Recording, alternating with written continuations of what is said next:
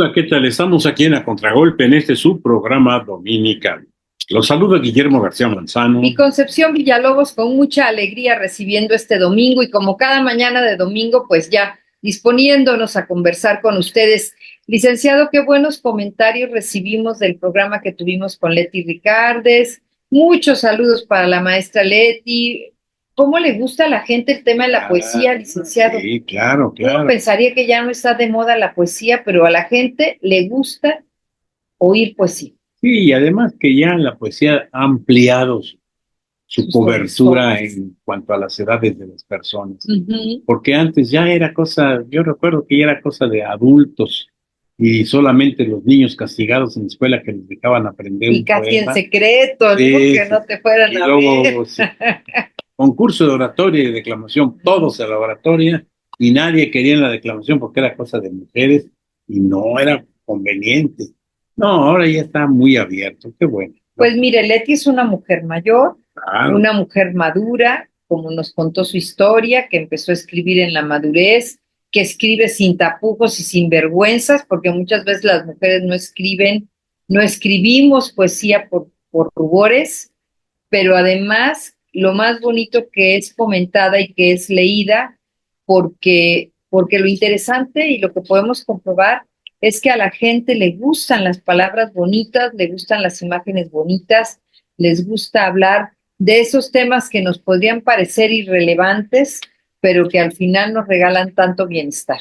fíjate que ahorita que dices eso, Conchita, de que pensar, no sé qué, yo recuerdo que tengo una compañera desde hace, híjole, ¿cuántos años? Veintitantos años, que escribe muy bonito, pero que no quería publicar nada porque no sé cuáles eran sus sentimientos, pero de repente se abrió la posibilidad de que armáramos esta revista a Contragolpe, y la verdad es que entonces empezó a escribir cosas muy bonitas. Primero, entrevistas con algunas mujeres, con algunos caballeros. También hubo otras secciones que se llamaron las suyas. Bueno, las que a mí La me tocó mirada en el hacer fue espejo, con mujeres, la mirada en el espejo. Yo mirada en- trabajé mirada en y el había otra, espejo, ¿no?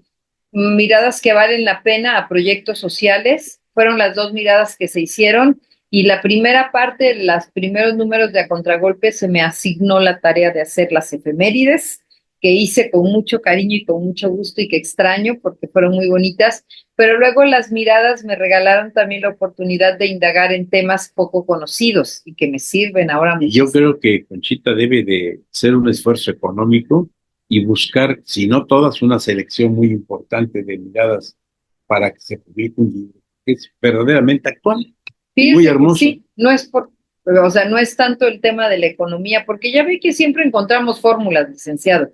El tema es ponerse a escribir y usted sabe que me puse a escribir otras cosas y entonces ya no me dio tiempo, pero deje usted tantito que tenga yo tiempo e Eso va a ser inspiración. difícil, ¿eh? Solamente que vaya en la calle, porque me gusta caminar todo Oaxaca 10 veces al día, Oh, y que vaya en la calle escribiendo así, aunque ahorita ya puedes utilizar la tecnología y dictar y dictar, directamente. está padrísima la Sí, tecnología sí, ahora, sí. pero ¿sabe qué? A mí me cuesta mucho la tecnología, licenciado. Yo veo cómo manejan, por ejemplo, los mensajes de WhatsApp que los puedes dictar y el aparatito solito los manda y luego te los lee directamente y te pregunta si... Y aquí me estoy quemando con el público. ¿Cree que no sé hacer eso? Bueno, te voy a decir una cosa. No, no sé. La tecnología para mí es muy importante. La nueva tecnología es muy importante. Y Sí, más o menos la entiendo fácilmente como poder decirte, perrito no sí, sutucate al ándale. artituto raritre la rucha la carta Ah, rosa sí, petrate. ¿Está sí, claro? no, Ah, bueno, así me así, pasa a mí, no puede sí. estar claro. Pues entre esas confusiones de la tecnología, pero que implican retos de aprendizaje, por supuesto, para los que nunca es tarde, así es que lo prometemos, pues es el momento de dar paso a la agenda cultural, licenciado. Claro que sí. Adelante, Solecita Alvarado. ¿Qué tal, amigas y amigos de A Contragolpe? Con el gusto de saludarlos en este domingo de mayo del 2025. Les platico que como parte de los homenajes por el centenario del nacimiento del maestro Rodolfo Morales, se presenta en la Biblioteca Nestrosa la pieza del mes, una acuarela sin título que el maestro realizó en los años 70. Morales es uno de los artistas más entrañables y singulares del arte mexicano del siglo XX. En sus piezas conjuga lo real y lo imaginario.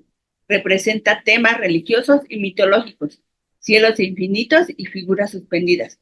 Su estilo surrealista y de colores vibrantes refleja la cultura y la historia de México. No te lo pierdas.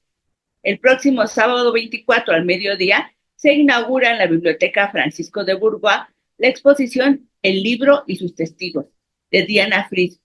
A partir de una selección de libros de la colección de la Biblioteca Francisco de Bourgois, donde las larvas de insectos excavaron agujeros extraordinarios, Fritz explora la belleza de los textos materiales y su relación con los textiles y el tiempo. La muestra también incluye libros, fotografías y dibujos hechos por la artista.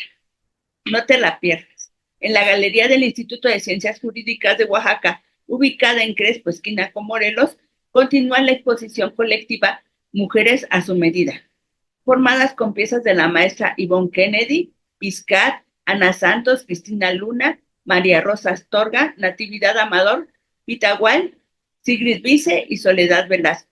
La entrada es libre. El pasado 16 de mayo se inauguró en el claustro del Centro Cultural San Pablo la muestra Presencia Mazateca en Berlín, tras las huellas de Wilhelm Bauer, 1903-1908. La exposición incluye fotografías en alta resolución de los objetos de la colección mazateca de Bauer, ampliaciones de las fotografías históricas y reproducciones de documentos que permiten conocer mejor quién fue Wilhelm Bauer. No te la pierdas. Como parte de los festejos por su 35 aniversario, el coro de la ciudad de Oaxaca se presenta el día de hoy, 18 de mayo, a las 5 de la tarde en el Templo de Santo Domingo de Guzmán. Dirigido por el maestro Israel David Rivera Cañas, el coro compartirá escenario con el reconocido Lycoming College Board de Pensilvania, dirigido por Patrick Hsu, y acompañados al piano por el maestro Steven Olea. La entrada es gratuita y muchas felicidades al maestro Israel y al coro por este aniversario y que cumplan muchos más. Te invitamos a que te des una vuelta por nuestras redes sociales en donde nos alojamos como a Contragolpe Oaxaca y desde ahí continuemos nuestra charla. Regálanos algún comentario o un me gusta. Me despido, les deseo un excelente inicio de semana. Muchas gracias. Muchas gracias a ti, Solecita. Ya sabemos que haces comentarios muy importantes. Gracias. Sí, totalmente de acuerdo, licenciado. Los comentarios de Soledad Alvarado Juárez siempre son relevantes y son grandes invitaciones. Y el día de hoy mencionando a un personaje entrañable de Oaxaca, como lo fue y lo sigue siendo el maestro Morales, este año con actividades muy bonitas, muy interesantes y organizadas, con mucha experiencia. Se conmemoraron lo que sería los 100 años de su nacimiento, estaría él cumpliendo 100 años partiendo un gran pastel y seguramente con muchas mujeres volando por los cielos de su Ocotlán querido. Y unas caritas. Y con estas caritas de ángeles y con estas pinturas tan maravillosas. Yo creo que el legado del maestro Morales fue un legado de generosidad, de mucha alegría y de mucha compasión. Voy a decir una palabra que a lo mejor no suena errada, pero de compartencia con la gente, de estar ahí en territorio, de vincularse con las fiestas, con su pueblo y también con el mundo de creadores de estos de las grandes élites que le respetaron mucho. Y yo creo que quien conoció al maestro no solamente admiró su arte, sino a su persona, porque era un hombre muy sencillo, muy abierto, muy listo a ofrecerse en todo, con ayuda. No por algo también dicen que fue el último mecenas oaxaqueño del siglo XX. Porque sí, fue un mecenas para Ocotlán y para los pueblos aledaños a su querido Valle Central. Hay que ir a ver su obra, me parece que hay exposición en el Museo de los Pintores García Vigil e Independencia, también por supuesto en la Galería Arte de Oaxaca, en la calle de Murguía, pues hay una colección muy bonita que él dejó ahí y hay que ir a ver los murales del Palacio Municipal de Ocotlán, a disfrutar de la obra del exconvento dominico Claro. que él además restituyó con tanto cariño y el bellísimo templo de Ocotlán que también fue arreglado y puesto bien chulito, bien bonito, gracias a su apoyo. Pues sí. Conchita, bueno, pues creo que ya llegó el momento de que tengamos que irnos a nuestro primer corte. No, pero todavía tenemos un poquito de tiempo. Oye, y por cierto, qué difícil es nuestra sociedad contemporánea. Ni bien acaban de elegir a un nuevo papa y ya empezaron las críticas.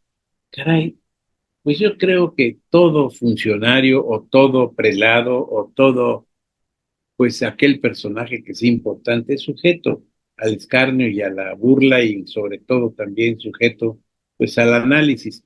Pero en lugar de tener respeto y empezar por darle pues eso, a beneficio de la duda, como se dice, no, hay que empezar una vez a ser detractores de un personaje que apenas si conocemos últimamente. Y probablemente son detractores de la institución, porque pues al final una historia de, ¿qué serán? Voy a decir un número, pero son como 2000 años, ¿no? Una Sí. historia tan grande, pues debe tener momentos claros y momentos Ah, no, oscuros y claro. controversias y problemáticas. Y luego hay gente que saca las historias de aquellos 1000 años atrás. Y bueno, pues somos humanos. Ahora sí me aventé la película de Conclave. Órale. Y hay una parte donde dicen, no estamos eligiendo a la perfección, somos humanos y como humanos tenemos una historia y hemos cometido errores. Seguramente que este Papa León XIV tiene alguna historia. Bueno, pues de hablar. Sí. En todos los lugares siempre habrá presencia de la crítica, del escarnio, pero también del sentirse orgulloso, ufano, de que 2000 años se dicen fácil, pero son 2000 años de una institución muy importante en la historia de toda la humanidad. Quédense porque ya empezamos, estamos aquí transmitiendo en el 570 de AM y el 94.9 de la Mexicana. Ya empezamos, estamos en A Contragolpe.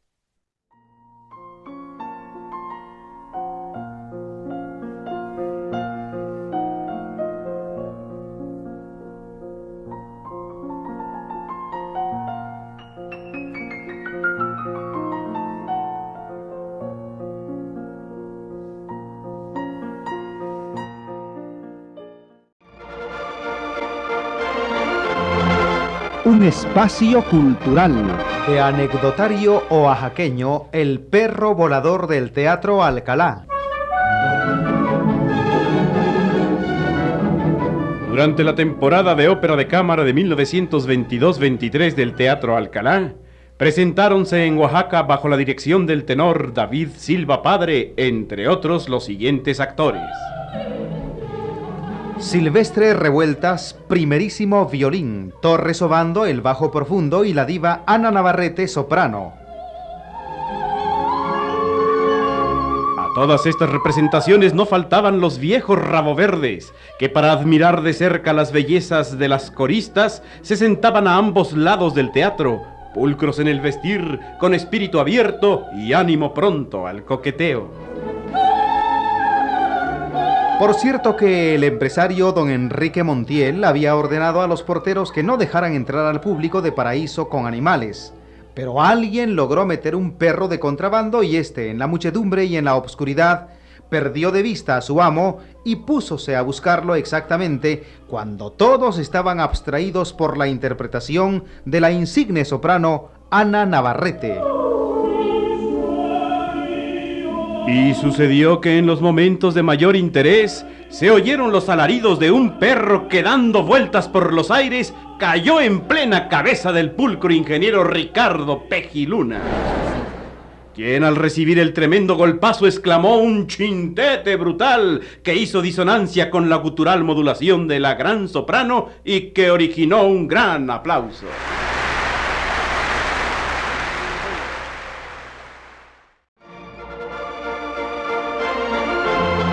Un espacio cultural.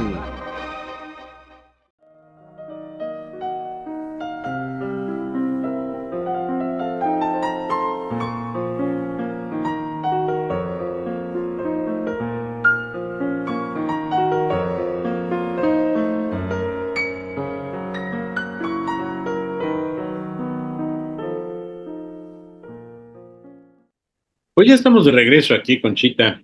Y bueno, este mes de mayo se está caracterizando por varios aconteceres importantes. Uno de ellos es físico, el calor. ¡Wow! qué bárbaro. Pocas veces he sentido tanto calor en Oaxaca y la verdad es que ¿cómo es posible que tanto calor y no haya habido muertos por, ¿cómo le llaman? Olas de calor, golpe de calor. Golpe de calor, pero hay que protegerse de Sí. muchos líquidos y sobre todo, pues no exponerse tanto al sol. Sí, en el norte decían que sí habían habido 2 fallecidos porque allí llegaron a más de 40 grados, una cosa impresionante. Y eso, el golpe de calor ocurre de manera abrupta, o sea, el golpe de calor no se anuncia. Si No, usted de pronto siente que tiene dolor de cabeza, si estuvo en el sol, hay que mantenerse muy bien hidratados y preferiblemente no salir a las horas que está el sol tan fuerte. Obviamente, quien tiene que ir a trabajar, no le queda más que salir, quien tiene que ir a recoger hijos o a la escuela, pues no les queda otra, pero siempre hay que mantenerse bien protegidos. claro que sí. Bueno, pues tengan cuidado porque la vida no retoña en términos humanos, Y ¿no? tomar agua suficiente. Decía una nutrióloga que el peso que uno tiene multiplicado por 361, me parece, da el número de mililitros que uno debe tomar de agua. Poquito más de 2 litros al día para mantenerse hidratados, pero en estos días de calor, sobre todo con medida. No es decir, no, ya tomé bastante, no. Sírvase usted sus 2 litros, se los acaba y entonces ya cumplió con la medida del agua que debe tomar. Ya habíamos recomendado aquí, licenciado, prepararnos estos sueros caseros tan maravillosos con pizquita de sal de mar, poquito de limón y con eso para que no pierda uno tantos líquidos y sobre todo mantenerse a la sombra el mayor tiempo posible. Yo veo que hay muchas personas que traen su bote de agua, Tinaco de agua. tinaco, mini tinaco de 2 litros de agua. Miren. Pero cuidado, hay que lavarlo, Ah, porque no solamente es enjuagarlo, hay que lavarlo, porque la boca ya trae bacterias. Y aparte de eso, pues no sé, lo dejan destapado un momento y una mosca se para ahí contamina. y se contamina. Claro. Yo creo que sí es importante que una vez que se acabó el líquido, laven perfectamente bien el botecito, el tinaco. El tinaco rutoplas que trae en la espalda. Sí, lávenlo bien. Sí, y otra cosa muy importante también, los refrescos, las bebidas carbonatadas, las bebidas con azúcar, esas no hidratan ni quitan la sed y el alcohol, ni qué decirlo, por el contrario, deshidrata.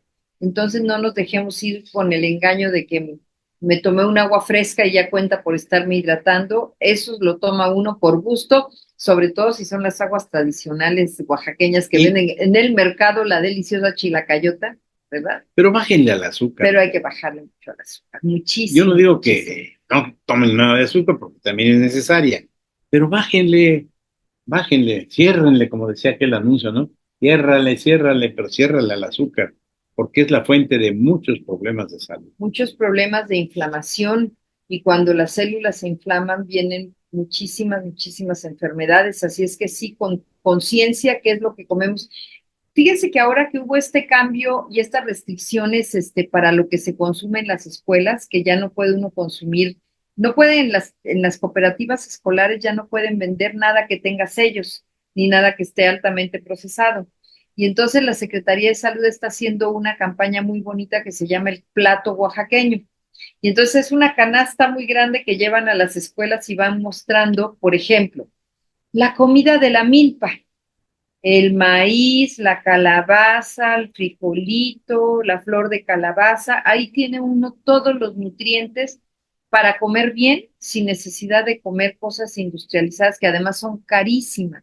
Las frutas de temporada, hablaban de las virtudes de esta temporada de mangos que hay, que en vez de mandar una cosa empaquetada a los hijos, pues se manda un manguito picado a las criaturas y con eso van a comer muy bien minerales, vitaminas, fibra, nutrientes, y no tenemos que comprar tanto alimento procesado que además de que descontrola el bolsillo, hace mucho daño a la salud. Y además hay que concientizar a los niños, Sí. porque vamos a la tiendita y en lugar de pedir alguna cosa que les alimente, ¿qué es lo primero que piden?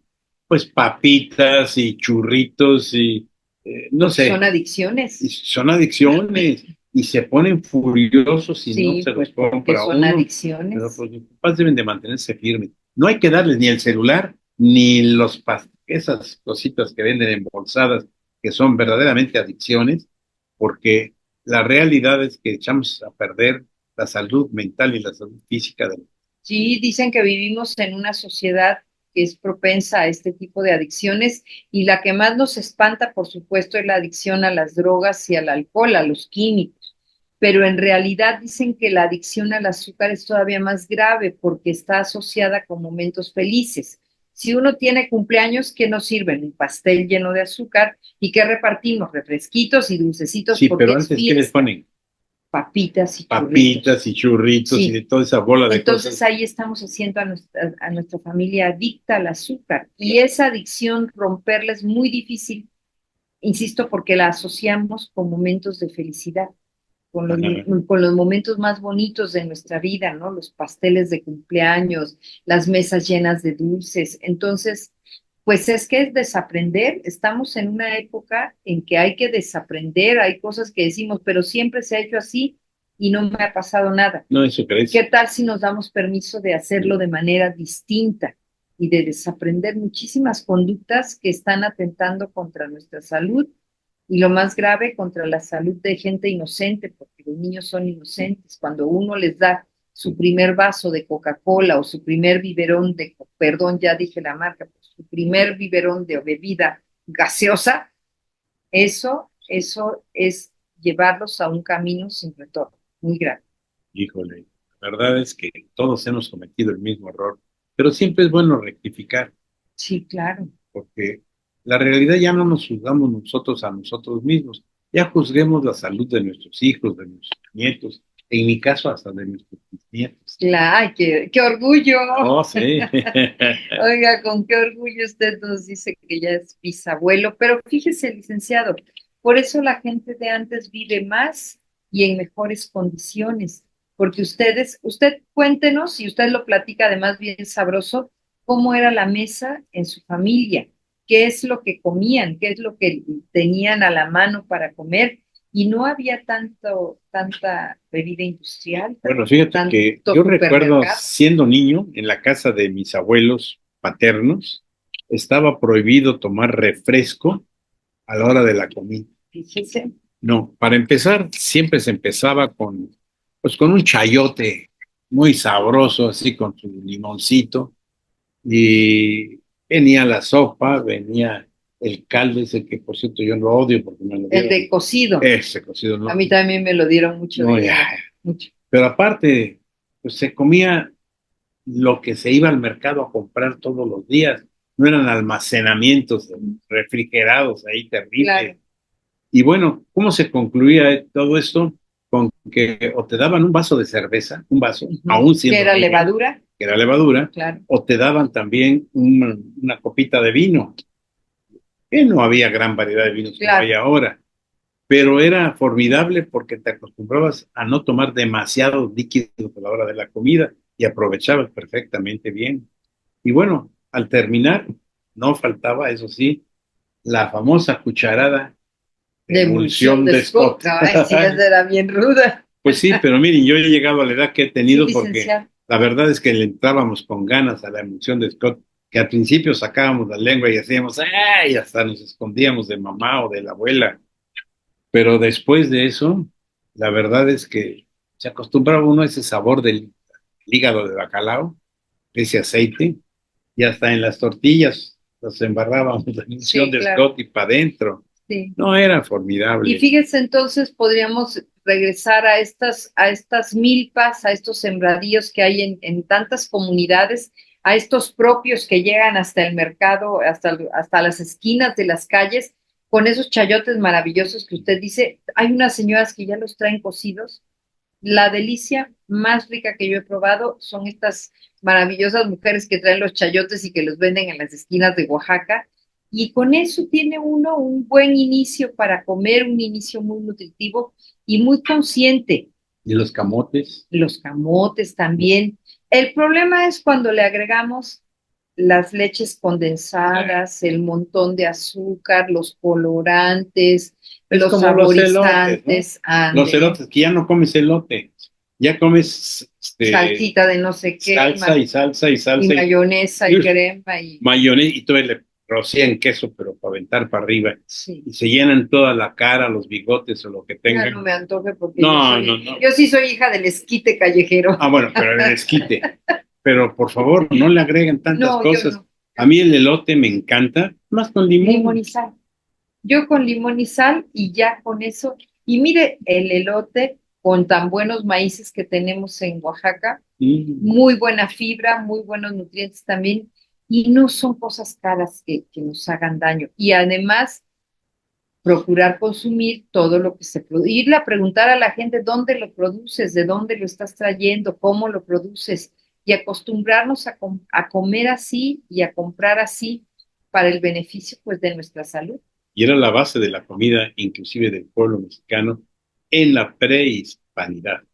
Por cierto, en todo lo que eran las rutas donde iban los pochtecas, o sea, los Sí, comerciantes, que había a las orillas del pequeño, no digo carretera, no había carretera, del del camino, pequeño camino, había sembradíos el- pues, de maíz, ¿no? ajá, Y las dos primeras hileras las podía tomar uno con toda confianza. claro, claro, Ya la tercera era pena de muerte, a lo mejor, ¿no? claro, Pero sí, tan es así que era solidario el pueblo para que la gente compartir. compartiera y se alimentara bien. Sí, fíjese que eso es algo muy importante.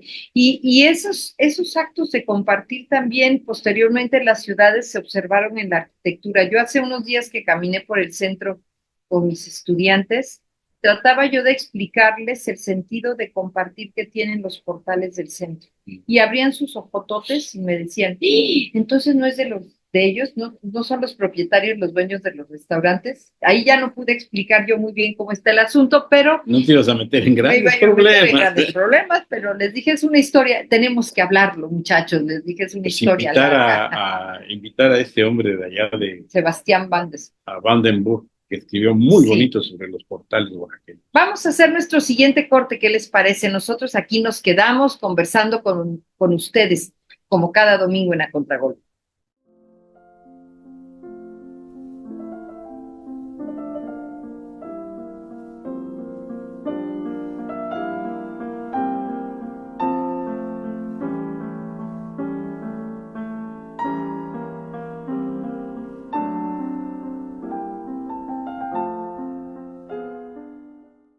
Pues ya estamos de regreso aquí en A Contragolpe, en este recuento de lo que ocurrió la semana y por supuesto que no podemos dejar así como de lado que pasó el día 15 de mayo. Hubieron cosas muy bonitas el 15 de mayo, sobre todo, pues nuestra felicitación a las personas que se dedican a la docencia, que dan clases en cualquier nivel. Aquí en este grupo de A Contragolpe, licenciado, usted estuvo muchos años dando clases y la gente que lo recuerda, y yo lo he visto, lo recuerda como un gran maestro, Gracias. ¿sí? Tenemos también a nuestro amigo José Demetrio Quiroz Alcántara, que da clases a nivel de secundaria, el arquitecto Prometeo Sánchez Islas, que da clases a nivel de licenciatura y de maestría, nuestro amigo Salvador Sigüenza, que es maestro también de licenciatura y maestría y es guía en los procesos de doctorado también ahí en el CIESAS, y por ahí se nos estarían Hay cantidad. algunas Pero yo te más. felicito porque tú también gracias. has sido muy buena maestra y muy exigente, según dicen tus alumnos. Y qué bueno, porque si hace falta, con toda la prudencia, la inteligencia y la bondad del mundo, ser exigente. Fíjense que en algún momento, algún alumno, y yo lo cuento porque son de esas reflexiones que te dan, de estos alumnos inquietos y que les cuesta, y hace no muchos años alguien me dijo, o sea, maestra, ¿cómo? ¿Ustedes estudian tanto para terminar dando clases? Ah, caray. Sí, yo también dije lo mismo, pero ya no contesté nada.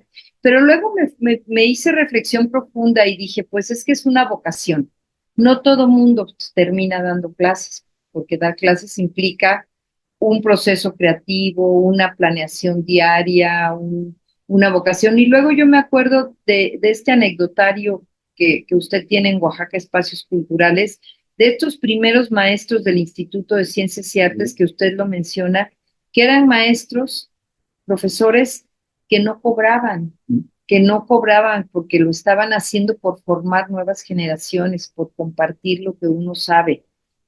Y yo Y creo eran que grandes eran maestros, grandes grandes catedráticos. profesionistas Sí, que se dedicaron exacto. también a transmitir sus Sí, conocimientos y sus sí, experiencias, ¿no? sí. Sí, entonces el que se sostenga uno en la docencia, en términos actuales, pues para mucha gente es un medio de vida, pero también es parte de una vocación, porque tenemos esta convicción de que contribuimos, aunque sea así, con un poquitito, en formar nuevas generaciones. Claro. Y cuando llevamos muchos años dando clases, pues también hemos visto cómo se han transformado las generaciones y cada que van pasando los años, nuevos retos aparecen. Ahorita estamos justamente emergiendo a estos retos de la tecnología que en el 2019 implicaron que con la pandemia tuvimos que aprender de la tecnología para ir a dar clases en línea, que no fue un proceso fácil y sobre todo para los que somos más grandes, porque ya no teníamos el manejo de la tecnología,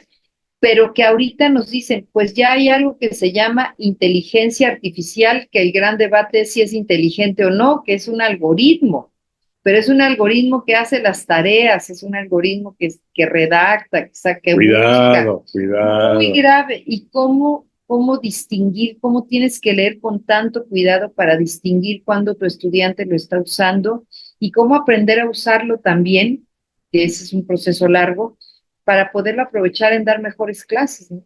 Bueno, y eso es en lo que se refiere a la docencia. Pero ¿qué tal en lo que se refiere a la comunidad en general? Claro. Cuidado, ¿eh?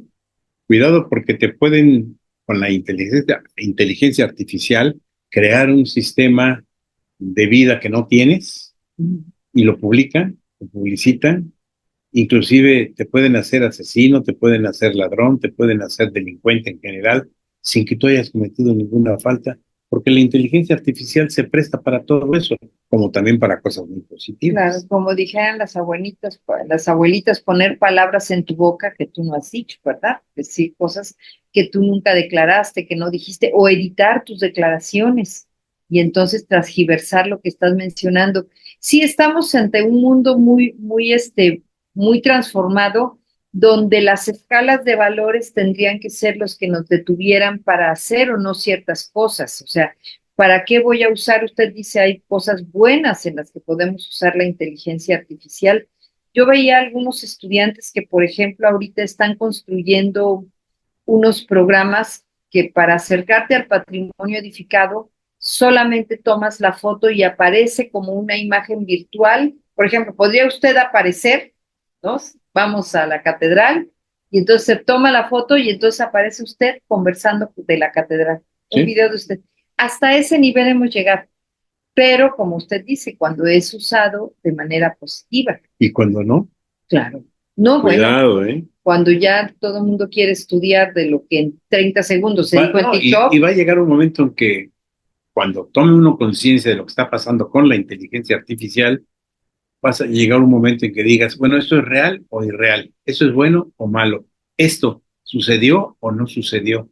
¿Qué pasa? claro, ¿Cómo vas a poder clasificar y obtener de la inteligencia artificial buenos beneficios sin que se preste para que algunos listos se pasen de eso, de listos? pues licenciado, como este mundo de las realidades alternas que vivimos, porque tenemos una realidad construida donde, por cierto, somos felices, no lloramos, tenemos un filtro en la cara que nos hace ver mejor, ¿no? Todo lo podemos construir de color de rosa. Y ese es un mundo que construimos, donde Claro. tenemos vínculos, personas con las que conversamos, que nos siguen, y otro mundo real muy distinto. ¿Y cómo equilibras los dos mundos? No podemos decir que uno no existe porque ya estás ahí, tienes un nombre. Fíjate que hoy tuve un desayuno y en ese desayuno recuerdo que alguien me preguntó, oiga, maestro, díganos, ¿en realidad se está deformando el lenguaje? Pues yo creo que se está enriqueciendo, pero también muchas veces se enriquece con algunos aspectos que antes no eran los lógicos, los plausibles, los verdaderos. ¿Cómo qué? Por ejemplo, lo he repetido muchas veces, la palabra evento. ¿Qué significa evento? Ahora todo el mundo dice, pues es que estamos programando estos eventos y los eventos y el evento y va a haber esos eventos. No, el evento viene de eventual, de aquello que no se programa, que se presenta esporádicamente. Pero ya trascendió a tal grado que hasta la Real Academia de la Lengua Española ya reconoce que evento es un programa. O bien, con la malicia de alguno de los que me preguntó, me dijo, bueno, ¿qué opina usted de presidenta? Y bueno, ¿qué quieres? ¿Ponerme en entredicho o qué? Pues mira, puristamente, no hay presidenta, no existe el término más que en la realidad que lo estamos usando. Pero el participio del verbo ser es ente, se es por ente. Entonces, la presidente. Pero pues ahorita ya la misma presidente dice presidenta, estamos en el año de la presidenta. Y bueno, hay un montón de gente que la apoya para decirle lo mismo. Y muchas otras cosas, ¿no? Eh, que la verdad, pues, desfiguran el lenguaje y llega un momento en que se acepta por todos. Entonces, ¿a qué le tiramos cuando? O lo están transformando, Pues porque sí, como pero se dice, el lenguaje, el idioma es un reflejo de la realidad. Y cuando la realidad es, el lenguaje es una forma de nombrar el mundo que estamos viviendo. Y cuando el mundo, por eso han aparecido tantas entonces palabras. tú estarías de acuerdo en que fuera un lenguaje inclusivo, como dicen algunos movimientos, que no son ni feministas ni machistas, sino son de esos de banderas de muchos colores. ¿Tú estarías de acuerdo en que en lugar de decir la palabra a o la palabra o para significar el femenino o el masculino, utilizaras indistintamente la vocal e? Fíjese que yo, como usted dice, ahí sí que me guardo mi opinión porque no le estoy entendiendo muy bien, pero me comprometo a estudiar y a revisar cómo está ese fenómeno. He leído mucho de eso y lo he tratado de comprender. Este, y sí es un proceso complejo, Complejo. pero muy interesante porque nos refleja una sociedad que se está transformando y que está cambiando. Justamente lo que decíamos hace un momento, licenciado, del papa que eligieron en el cónclave y del papa que tenemos, que una de las cosas que está en contra de él es porque él está siguiendo este pensamiento progresista y transformador de la iglesia, y quien está contra él es porque está buscando la manera tradicionalista y purista de la iglesia. Y la iglesia que está siguiendo, que está buscando, digamos, tener más fieles y tener más gente, pues tiene que transformarse. Y en esa transformación que ha sido muy dolorosa y muy compleja, pues están buscando nuevas formas de mirar, de nombrar y de entender el mundo, pero es muy difícil. Es muy difícil y además muy cuestionable. Claro. Habrá gente que muy ortodoxa Claro. que diga no al cambio. Y hay otros que dicen somos progresistas, sí a cualquier cambio. Y bueno, habría que analizarlo más a fondo. ¿Y quién es el que dijo? Podré no opinar como usted, pero he de llegar no, hasta no estoy de acuerdo con usted. A ver, dígame. No puedo estar de acuerdo con usted, pero daría mi vida por defender que usted pudiera decirlo. Y ahí está la paz. Pues, y ahí sí, está la paz, sí, que no, podamos sí, escucharnos claro, y podamos decir lo que tenemos que decir. Pues sí, ¿no? es por eso digo que es muy difícil y hay que cuestionarlo mismo. Sí, pues bueno, pues ya estamos llegando a nuestro siguiente corte en esta conversación de domingo. Les hemos dejado hoy muchas tareas, muchos temas de reflexión que esperamos los lleven a su sobremesa dominical y que también lo lleven ahí a esos encuentros que van a tener durante esta semana que inicia, porque como ustedes bien saben, la semana comienza en domingo. Así es que bueno, ¿qué les parece que vayamos a nuestro siguiente corte?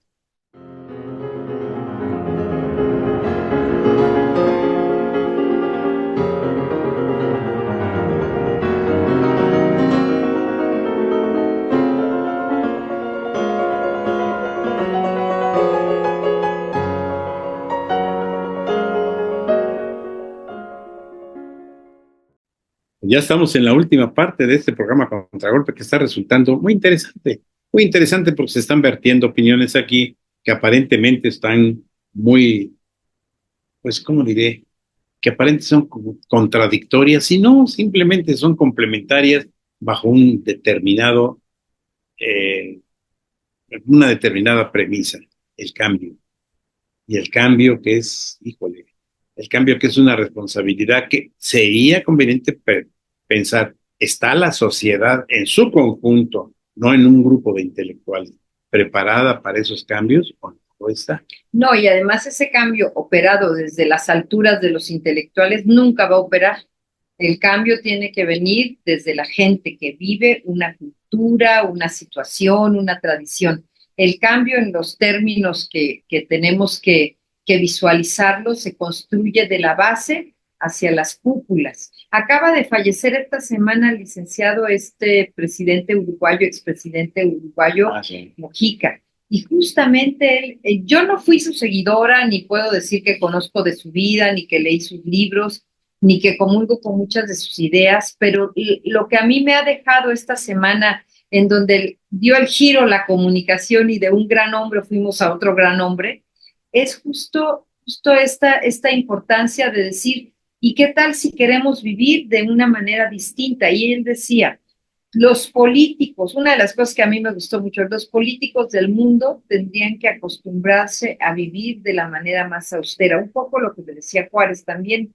Y entonces de un poco de broma decían en los noticieros, pues aquí más de 2 políticos tendrían que empezar a saber si ser político representa vivir de manera austera, porque mucha gente pelea por estos lugares. Te voy a decir que me decía mi papá cuando una cosa de esta se presentaba. Mira, decía, levanta la mano. Déjame que me ría, decía. Claro, claro, exactamente. Y entonces Pero eso mira, yo puedo estar de acuerdo parcialmente en lo que comenzabas a vislumbrar, pero me pongo a pensar, ¿qué hubiera sido de este mundo si la masa de la población, vamos a pensar en la Grecia clásica, ¿sí? No hubiera tenido a Aristóteles, a Sócrates, a Arquímedes, a, no sé, a Platón, a, no sé, a cantidad y cantidad de personas que pensaban por el resto. Si hubiéramos seguido en la parte, pues tal vez más lenta de una evolución y hasta medio salvajes todavía. yo pensaría que ellos pensaban desde el resto, porque en estos esquemas sistémicos que tenemos ahora no hay un cerebro por allá solito pensando.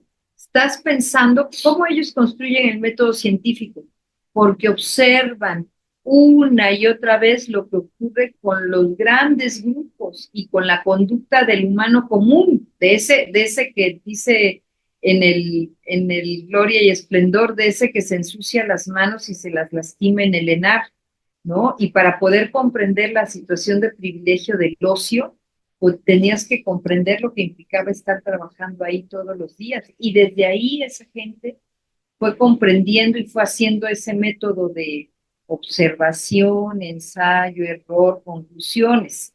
Y ahí fue entendiendo. A mí me gusta también cuando piensa uno en los métodos científicos aplicados a la administración, licenciado.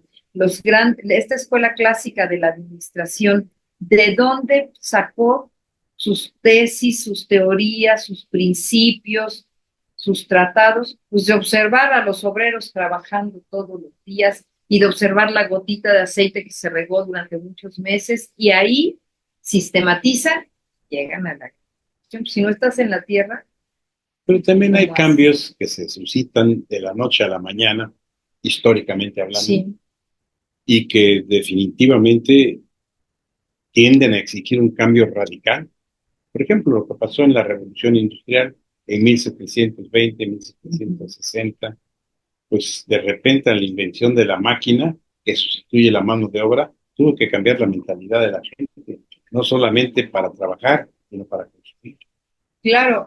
Y eso es bien interesante, ¿no? Cómo nos cambian los hábitos de consumo. Ah, Sí, hay quien está interesado en que cambien esos hábitos de consumo para poder sostener una nueva estructura económica. Y eso es lo que dicen que nos está ocurriendo en este tiempo, que yo no alcanzo a comprender, pero los grandes teóricos dicen están cambiando nuestras formas de consumo, están cambiando nuestras formas de gobierno, nuestros vínculos internacionales. pero esos cambios son muy lentos, Y ¿eh? es así. No son tan rápidos.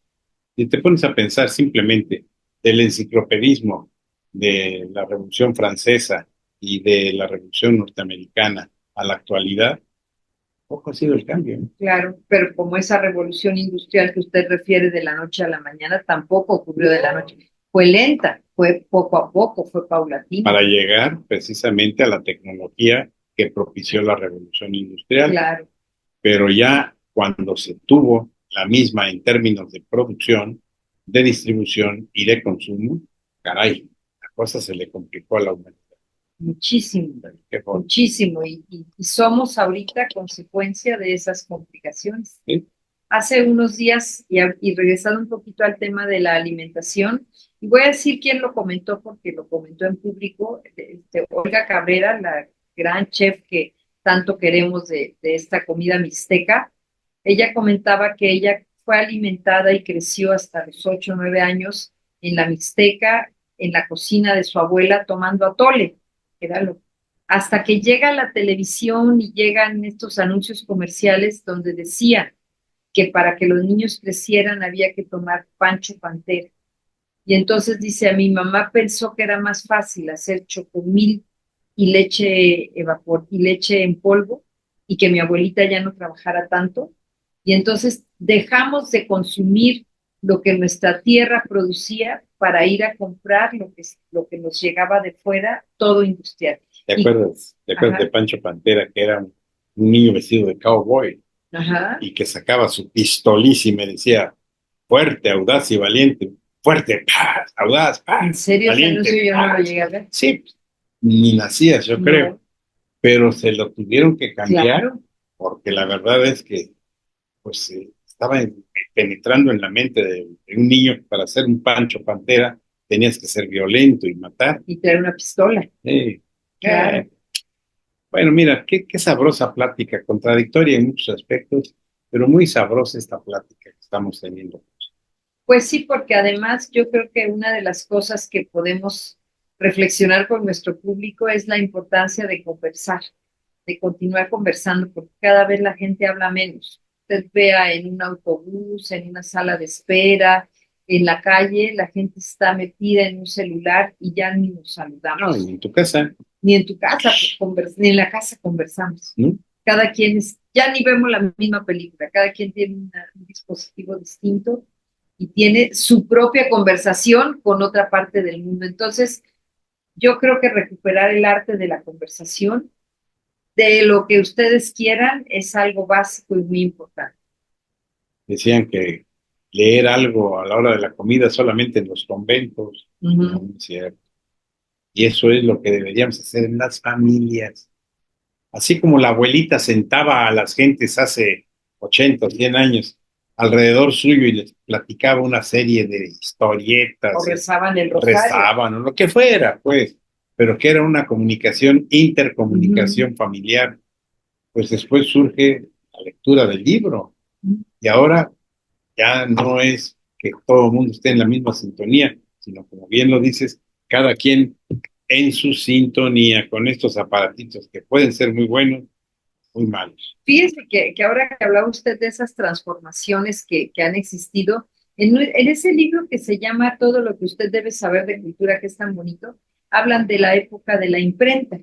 Y entonces dicen que cuando llega la imprenta, las familias, en lugar de reunirse, o sea, las familias de la clase media que tienen acceso a comprar los libros, en lugar de reunirse a rezar el rosario, ahí viene un giro intelectual muy interesante, porque ahora se reúnen a leer, ya no sé. Y después viene el trabajo, la tecnología, y entonces las familias en las tardes se reunían a escuchar la radio, ¿no?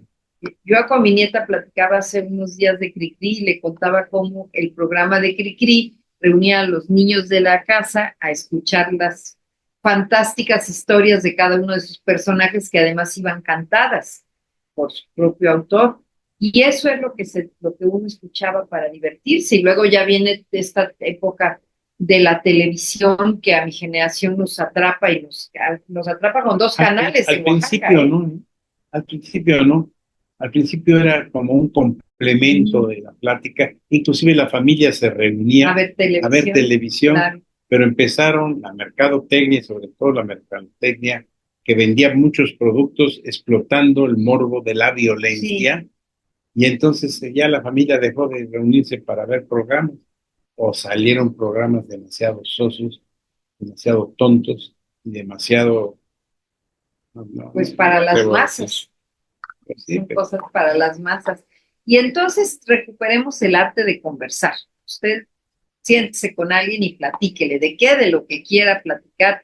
También el arte de conversar requiere tener buenos temas, buenas palabras. Iniciamos este programa hablando de las palabras bonitas y del bien decir, y eso es algo que hay que cultivar. muy bien.